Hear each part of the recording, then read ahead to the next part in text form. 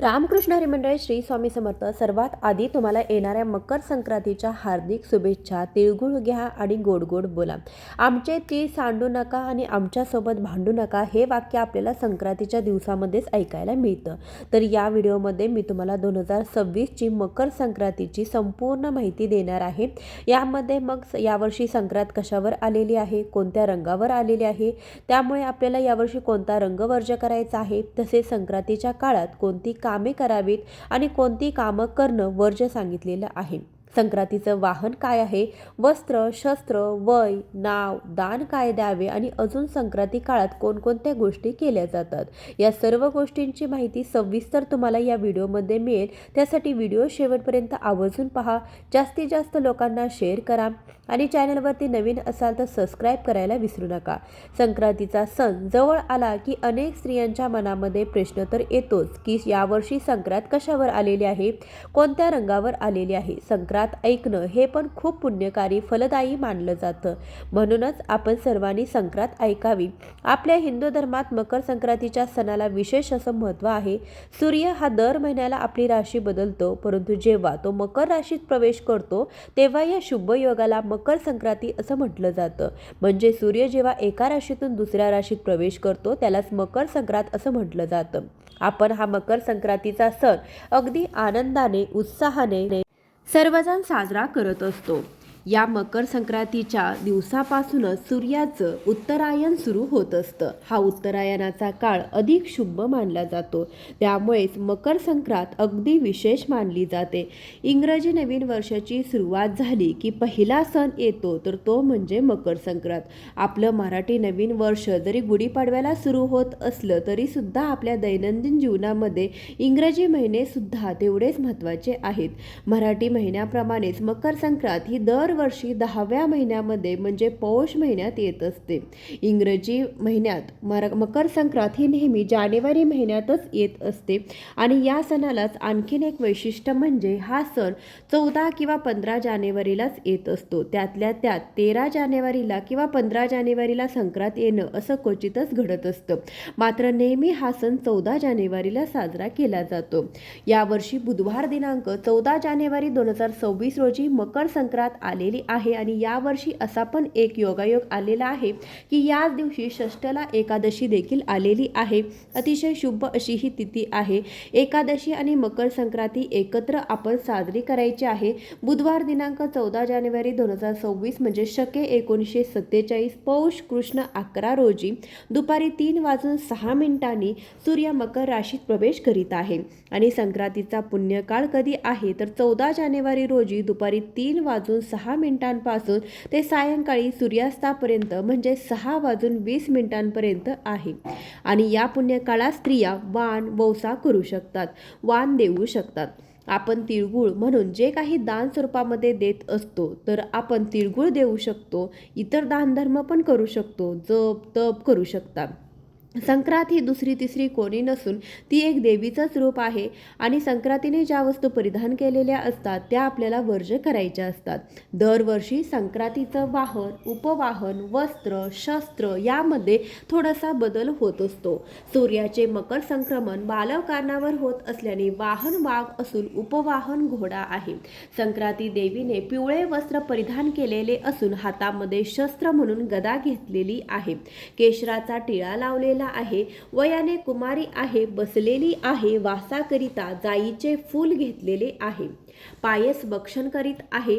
जातीने सर्प आहे. भूषणार्थ मोती धारण केले आहे. वारनाव व नक्षत्र नाव मंदाकिनी असून सामुदायी मुहूर्त 30 आहे. ती पूर्वेकडून पश्चिमेस जात आहे व वायव्य दिशेस पाहत आहे. यावर्षी असं संक्रांती देवीचं स्वरूप आहे. पायस म्हणजेच खीर, ज्यामुळे या दिवशी दूध किंवा दुधाचे पदार्थ, खीर वगैरे खाणे टाळावे. म्हणजेच या प्रकारे संक्रांती देवीने ज्या वस्तू परिधान केलेल्या आहेत त्या वस्तू आपण वर्ज करायच्या आहेत. आता या दिवशी काय करावे आणि काय करू नये तर या दिवशी स्नान, दान, तप, जप, हवन, तर्पण या गोष्टी संक्रांतीच्या पुण्यकाळात करणं अतिशय पुण्यकारक मानलं जातं. तसेच या दिवशी अंघोळीच्या पाण्यामध्ये थोडेसे तीळ घालून स्नान करावे. त्यासोबतच तिळदान करावे म्हणजेच तिळगुळ घ्यावे आणि या दिवशी काय करणे टाळावे तर ब्रह्मचर्याचे पालन करावे, ब्रह्मचर्य पाळावे, कोणालाही कठोर बोलू नये, भांडणे वादविवाद या दिवशी टाळावीत, गाई म्हशीची धार काढू नये, संक्रांतीच्या पुण्यकाळात काढू नका, वृक्ष गवत तोडणे टाळावे, संक्रांतीच्या पुण्यकाळात दात घासणे टाळावे, संक्रांतीच्या काळात तर दान धर्माला खूप विशेष महत्त्व दिलं जातं. तर दान काय द्यावे तर नवे भांडे, आपण जे वाण देतो त्यामध्ये सुद्धा एखादं भांडं देऊ शकता, तिळपात्र देऊ शकता ब्राह्मणांना किंवा एखाद्या गरजू व्यक्तीला अन्न, गूळ, तीळ, वस्त्र देऊ शकता. या दिवशी गाईला घास अवश्य द्या. सोने, भूमी, गाय, घोडा इत्यादी आपण यथाशक्ती दान देऊ शकतो. संक्रांतीच्या दुसऱ्या दिवशी किंक्रात असते, तर किंक्रात ही 15 जानेवारी 2024 आहे. संक्रांती देवीने मकर संक्रांतीच्या दुसऱ्या दिवशी किंक्रासूर नावाच्या राक्षसाचा वध केला होता आणि त्याच्या जाचातून प्रजेला मुक्त केलं होतं, म्हणून हा दिवस किंक्रात म्हणून ओळखला जातो किंवा करीदेन देखील म्हटलं जातं. या दिवसाला मकर संक्रांतीच्या दिवशी जी माणसे दानधर्म करतात, हव्यकव्य करतात, त्या वस्तू सूर्य त्यांना प्रत्येक जन्मामध्ये देत असतो. मग ते तुम्ही तुमच्या यथाशक्तीनुसार कोणतेही दानधर्म करू शकता. रक्तदान, वस्त्रदान, अन्नदान, नेत्रदान, विद्यादान, श्रमदान यथाशक्ती आपल्याला ही दाने द्यायची आहेत. त्याचबरोबर आपण भोगीच्या दिवशी किंवा संक्रांतीच्या दिवशी जे सुगड पुजतो, काही जण याला खण म्हणतात, बोळकी म्हणतात, तर ते सुद्धा एक प्रकारचं दानच आहे. कारण काही जण ते सुगड पुजल्यानंतर सुवासिनींच्या ओटी मध्ये घालतात, तर काही जण त्यातलं जे वाण आहे तर ते ओटीमध्ये घातलं जातं. त्यामुळे आपल्याला जे काही शक्य आहे तर त्या गोष्टी आपण या काळामध्ये नक्कीच दान कराव्यात. मकर संक्रांतीच्या दिवशी सकाळी लवकर उठून स्वच्छ स्नान करून सर्वात पहिली गोष्ट म्हणजे आपल्याला सूर्याला जल अर्पण करायचं आहे. या दिवशी आपण सूर्याची उपासना नक्की करावी. म्हणजे काय तर सूर्याला अर्घ्य द्यायचं आहे. शक्य असेल तर तांब्याच्या भांड्यामध्ये आपल्याला पाणी घ्यायचं आहे, त्यामध्ये थोडंसं कुंकू, तीळ आणि लाल फूल टाकायचं आहे. हे पाणी आपण सूर्याला अर्पण करायचं आहे आणि हे पाणी अर्पण करत असताना ओम सूर्याय नमः, ओम आदित्याय नमः, ओम नमो भास्कराय नमः अशी आपण सूर्यदेवाची नावं घेऊन ते पाणी अर्पण करू शकता. अशा प्रकारे सूर्याला जल अर्पण केल्यानंतर आपल्याला सूर्याची विशेष अशी पूजा करायची आहे. त्यामुळे काय होतं तर आपल्याला निरोगी आणि चांगल्या आरोग्याची प्राप्ती होते, उत्तम तेजाची प्राप्ती होते, आपलं आरोग्य चांगलं आणि निरोगी राहतं. सूर्यापासून मिळणारे लाभ अनेक आहेत. आपल्याला जे काही जीवनसत्व मिळत असतं तर ते सुद्धा सूर्यापासून आपल्या शरीराला मिळत असतं. व्हिटॅमिन डी ची पण गरज असते, पण आता धावपळीच्या जीवनामध्ये सूर्यप्रकाशात जाऊन बसणं शक्य होत नाही. त्यामुळे आपण जर दररोज सूर्याला नमस्कार केला तर त्या कारणाने का होईना आपण उन्हामध्ये जातो, आपल्याला सूर्यापासून मिळणारे जे काही जीवनसत्व आहे तर ते मिळू शकतं. दररोज सूर्याला नमस्कार केल्यामुळे आपल्याला चांगले निरोगी आरोग्य पण लाभू शकतं. त्यामुळे शक्य झालं तर तुम्ही दररोज सूर्याला नमस्कार करा, सूर्याचा मंत्र म्हणा, त्याचे मात्र तुम्हाला नक्कीच फायदे होतील. तसेच या दिवशी पवित्र नद्यामध्ये स्नान करणं सुद्धा खूप पुण्याचं काम आहे. ज्यांना पवित्र गंगेत जाऊन स्नान करणं शक्य होत नाही त्यांना मी मगाशी सांगितलं की आंघोळीच्या पाण्यामध्ये थोडंसं गंगाजल आणि पांढरे तीळ टाकून स्नान केलं तरी सुद्धा खूप पुण्यकारक मानलं जातं. त्यामुळे आपल्याला पुण्याची प्राप्ती होत असते. हा संक्रांतीचा सण सर्वांनी आनंदाने मिळून मिसळून साजरा करायचा आहे. सर्वांना तिळगुळ द्यायचा आहे. तिळगुळ घ्या, गोड गोड बोला असं म्हणायची संधी फक्त आपल्याला या सणालाच मिळत असते. त्यामुळे आपण तिळगुळ देऊन हा सण आनंदाने साजरा करायचा आहे. तीळ आणि गुळ हे उष्ण असल्याने या थंडीच्या दिवसामध्ये आपल्या शरीरासाठी जी काही उष्णतेची गरज असते तर ती तिळगुळ पूर्ण करते आणि याच मुख्य कारणांमुळे मकर संक्रांतीला तिळगुळ देण्याची परंपरा सुरू झाली असावी. मकर संक्रांतीचा अजून एक महत्त्वाचा भाग म्हणजे सुगड पूजन. या संक्रांतीच्या सणाला सुगड पूजन करण्यालाही खूप महत्त्व आहे. ज्याला काही सुगड म्हणतात, बोळकी म्हणतात, काही जण खण म्हणतात. तर अशी घरातल्या प्रत्येक सुवासिनीची 5-5 सुगड म्हणजेच एक खण असतात आपल्याला पूजायचा असतो. म्हणजे घरातल्या एका सुवासिनी स्त्रीसाठी 5 सुगड असतात. तुमच्या घरामध्ये जेवढ्या सुवासिनी स्त्रिया असतील त्यांची प्रत्येकी 5-5 सुगड आपल्याला पूजायची आहेत. त्या सुगडामध्ये ओसा भरून भरून त्यांची पूजा केली जाते. मकर संक्रांत हा भारतातील असाच एक शेती संबंधित सण आहे. त्यामुळे या दिवसामध्ये शेतामध्ये जी काही पिकं आलेली असतात ती आपल्याला या सुगडामध्ये भरायची असतात.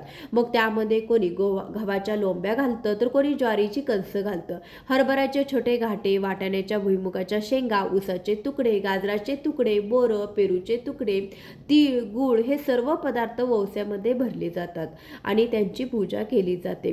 तर हे सर्व साहित्य या दिवसामध्ये विपुल प्रमाणामध्ये उपलब्ध असल्याने वाणामध्ये याचा समावेश आपल्याला पाहायला मिळतो.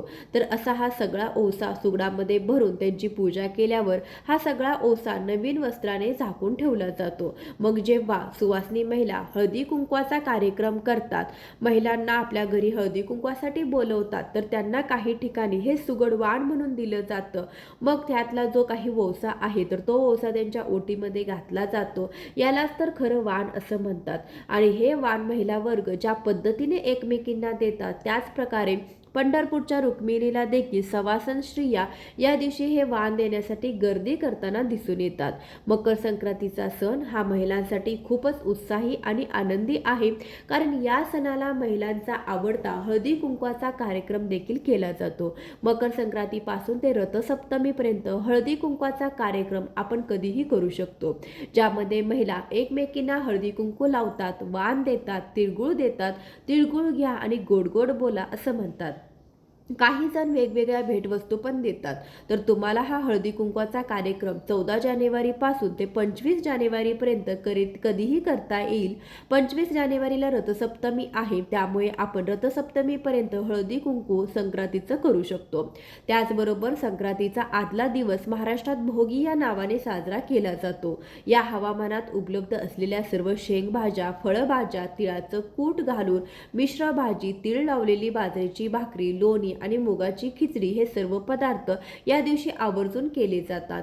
संक्रांतीच्या दिवशी गुळाची पोळी आणि तिळगुळाचे विशेष असे महत्त्व असते, कारण संक्रांत येते हिवाळ्यामध्ये आणि त्याच वेळी थंडीचे प्रमाण देखील खूप जास्त असते. त्यामुळे आपले शरीर हे उबदार राहील असे उष्ण गुणधर्माचे पदार्थ आपण करून खातो. त्यामध्ये तीळ आणि गूळ हे उष्णता देणारे पदार्थ आहेत, त्यामुळे हिवाळ्यात या पदार्थांचा जेवणामध्ये समावेश आवर्जून केला जातो. बाजरीच्या भाकरीमध्ये पण उष्णता असते, म्हणून ती आवर्जून थंडीच्या दिवसामध्ये खाल्ली जाते. त्यामुळेच भोगीच्या दिवशी ती बनवली जाते, बाजरीची भाकरी खाल्ली जाते.